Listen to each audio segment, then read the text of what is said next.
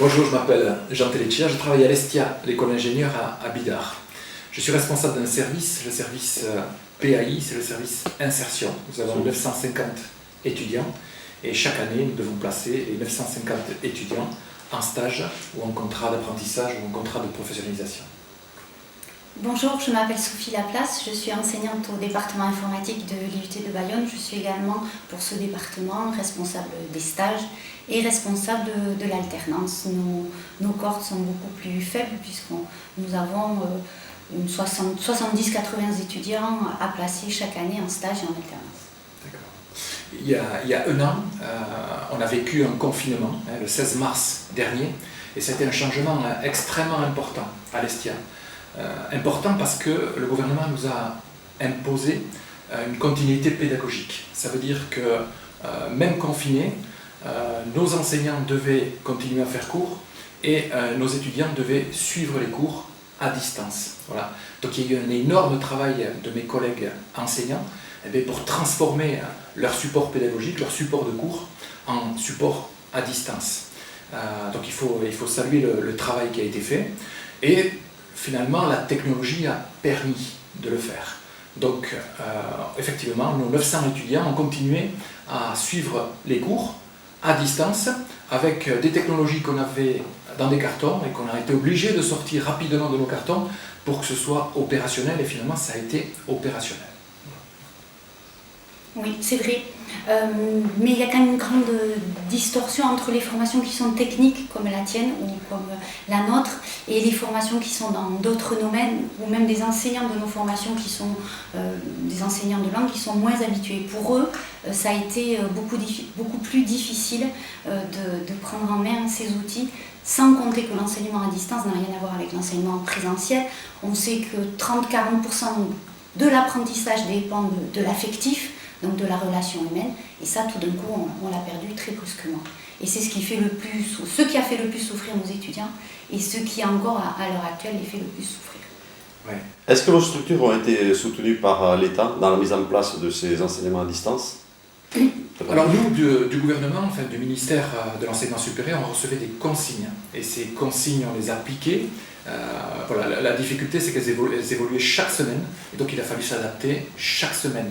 Et évidemment c'était une découverte, et comme toute consigne ministérielle, elles ne sont jamais précises, elles laissent une part de responsabilité extrêmement importante, et aujourd'hui ça a été la difficulté depuis un an pour la remise en œuvre. Et quels étaient les domaines de ces consignes? Elles portaient sur quoi, grosso modo? Sur les jauges, sur le présentiel et le distanciel, l'organisation du présentiel, les contraintes sanitaires, désinfection des mains dans les salles, enfin voilà, donc ensuite l'évolution par rapport au présentiel, on a pu faire des TD et des travaux pratiques, ce qui n'était pas le cas au tout début. Voilà, il faut savoir quand même que même si la technologie permet de faire des cours à distance, on peut faire des choses extraordinaires, mais l'individu étant un être humain, il n'y a pas que son cerveau qui garde les choses en mémoire. Il y a aussi des sensations, des passions, une boutade qui fait que c'est le plaisir d'être ensemble qui fait qu'on apprend plus ou moins bien. Et nous, on s'est beaucoup inquiété à l'Estia, surtout lors du deuxième confinement, parce que le deuxième confinement, il a débuté directement au démarrage de la nouvelle année universitaire. Et cette nouvelle année universitaire, elle voit arriver une cohorte de jeunes qui quittent, pour certains, leurs parents en première année, qui découvrent un territoire, beaucoup d'étrangers qui découvrent un pays, parfois une langue, et aussitôt on les a confinés, on les enfermait. Voilà. Et donc on savait très bien que la formation à distance ne permettrait pas certainement d'atteindre les objectifs pédagogiques attendus. Et c'est pour ça que dès que le ministère nous a laissé la possibilité de faire plus de présentiel, on s'est empressé de ramener, en respectant les jauges, le maximum d'étudiants en présentiel et d'évaluer les progrès qu'ils avaient pu faire et les compétences qu'ils avaient acquises. Voilà. On a constaté un certain retard par rapport aux autres années. Donc il a fallu là aussi mettre à contribution nos enseignants pour qu'ils fassent des cours de renforcement supplémentaires. ce qui n'est pas prévu dans une année, puisque l'année, le planning est fait pour l'année, mais il a fallu insérer des cours de renforcement supplémentaires. Dans une école d'ingénieurs, on a chaque année en plus des stages qui sont obligatoires, c'est-à-dire que la commission des titres d'ingénieur vous impose un certain nombre de semaines de stage en première année, deuxième année et troisième année. Et le contexte économique a réduit de façon très importante cette offre. Donc il a fallu travailler à l'individu, à l'étudiant, pour essayer de trouver un stage dans l'entreprise qui lui convenait et avec une offre extrêmement réduite. Et là, on a une chance quand même extraordinaire, c'est qu'on a des entreprises du territoire qui ont joué le jeu. Une entreprise qui prenait régulièrement un étudiant, et bien, du fait du contexte, on a pris 5, voire 10. Ça, c'est des réalités. C'est Tribord, c'est BSE, c'est Technoflex, et c'est même un groupement d'entreprises de Soule qui en a pris 10 et qui les a logés et qui a pris 10 étudiants en stage, donc des étudiants de première année, donc difficiles à placer, mais les entreprises ont joué le jeu. Sachant que vous avez une connaissance assez limitée de ces jeunes-là, et que donc ça n'a pas dû non plus aider à leur trouver des stages, quoi. Alors, c'est pour ça que nous, on a un travail à l'individu, à l'étudiant, pour le connaître. C'est un étudiant de première année qu'on ne connaissait pas jusque-là, effectivement, qui avait des pertes de repères, qui avait un manque d'autonomie. Un étudiant de deuxième année ou de dernière année, il a beaucoup plus d'autonomie dans ses recherches de stage, évidemment. Il sait quoi aller chercher et quoi vendre dans ses compétences.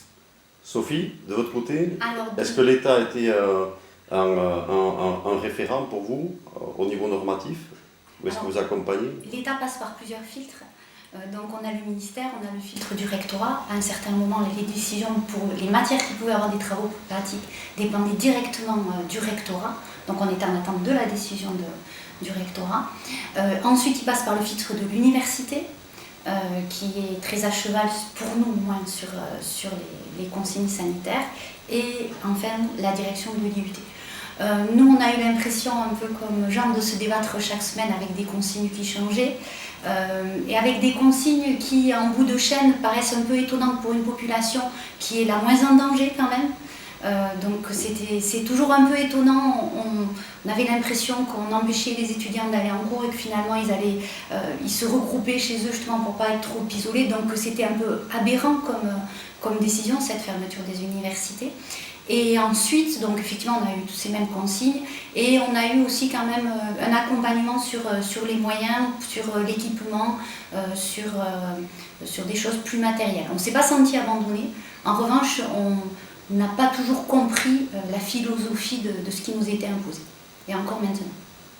Vous parlez de souffrance des étudiants. Vous pouvez en dire quelques mots? Ah oui, ces étudiants qui viennent sur un territoire qu'ils ne connaissent pas, qui viennent rencontrer des jeunes avec qui ils vont pouvoir partager et des bancs et des activités associatives, sportives, et la découverte du territoire et puis de la vie, parce qu'à 20 ans on découvre la vie. Et bien aujourd'hui ils n'avaient que des interfaces et des écrans. Donc nous on a pu mesurer quand même la tristesse de ces jeunes qui passaient à côté de moments importants. Et donc c'est pour ça qu'on s'est empressé, en respectant toujours les règles, de les faire revenir. Après vous parliez de dispositifs.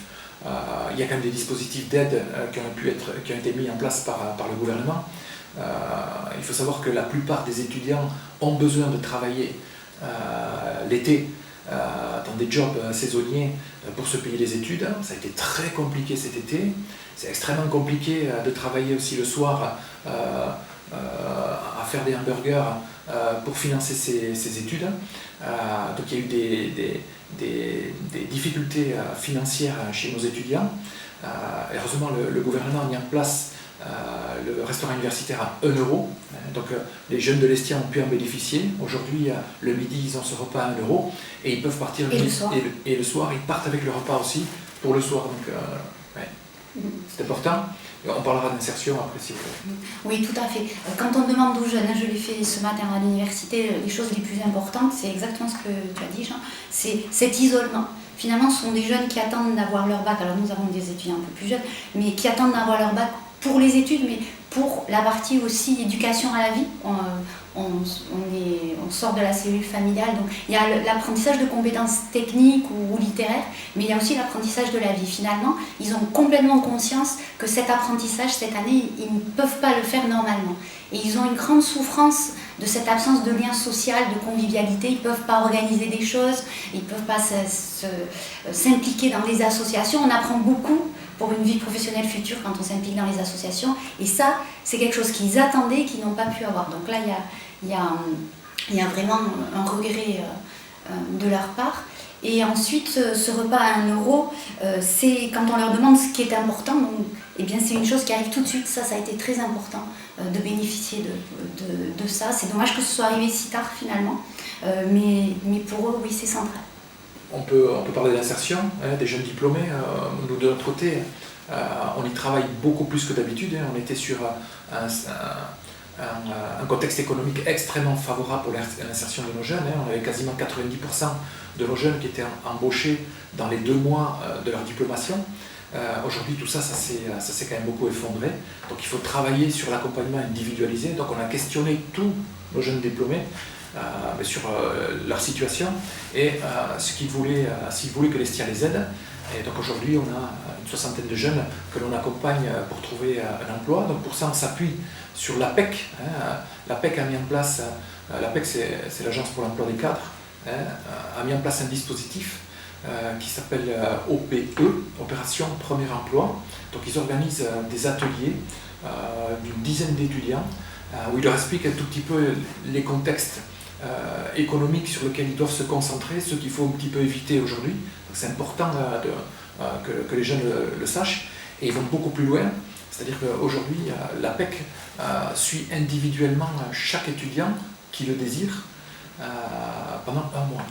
Et donc on a une douzaine d'étudiants qui sont suivis aujourd'hui par l'APEC pendant 1 mois, parmi les étudiants qui ont demandé à être suivis. Donc ça c'est important. Puis le gouvernement est en train de créer aujourd'hui une plateforme qui se met en place. Ils appellent ça un jeune, une solution, qui permet d'informer, de renseigner, de regrouper. Alors informer, renseigner, regrouper, on va voir d'un côté toutes les offres d'emploi qui concernent les jeunes. On va voir aussi tous les événements qui permettent d'informer et l'insertion des jeunes, tous ces forums sur l'emploi.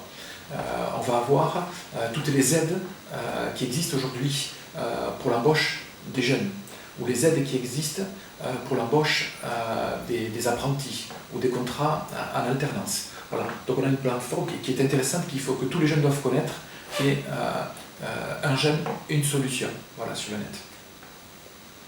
Oui, sur l'insertion, nous travaillons pas au même niveau, nous sommes sur des bac plus 2, bac plus 3, et dans des domaines du numérique, dans un domaine du numérique qui est un peu particulier. Donc nous avons en fait des stagiaires qui sont plutôt orientés communication web, qui eux sont vraiment impactés par la crise. Et puis nous avons des étudiants qui cherchent des stages dans le domaine du développement informatique pur. Et pour eux, eh bien, c'est plus facile. C'est beaucoup plus facile actuellement, même plus facile que d'autres années. Et donc c'est une situation assez hétérogène. C'est aussi un message d'espoir pour ces jeunes. La crise est là, la crise économique est là, mais il y a des domaines vers lesquels ils peuvent se tourner pour s'insérer. Non, c'est sûr qu'il y a des domaines qui souffrent énormément. Je pense à l'aéronautique. Nous sommes sur un territoire qui est très tourné vers l'aéronautique. Aujourd'hui, c'est un secteur qui souffre. L'automobile, alors on est moins automobile ici, mais c'est un secteur important en France. Et c'est vrai que nos étudiants auront du mal pendant un certain temps à trouver un emploi dans ces secteurs-là. Puis il y a des secteurs extrêmement porteurs. Alors le numérique, qui est devenu le secteur le plus important, qui recrute le plus aussi à l'Estia, devant l'aéronautique qui était le major depuis très très longtemps. Et il y a aussi l'alimentaire. Et il y a des projets magnifiques dans l'agroalimentation, alors en particulier pour des ingénieurs, mais enfin j'imagine dans tous les métiers. Et puis après il y a le médical, évidemment, et on a beaucoup de très très belles entreprises du médical ici sur le secteur. Je pense à Technoflex, Bioluse, etc. toutes ces sociétés qui recrutent, qui jouent le jeu de la formation, qui prennent des stagiaires, qui prennent des alternants et qui recrutent des diplômés. Et qui jouent le jeu du territoire. Nous avons beaucoup d'entreprises qui nous contactent directement pour prendre des jeunes d'ici, c'est quand même assez important.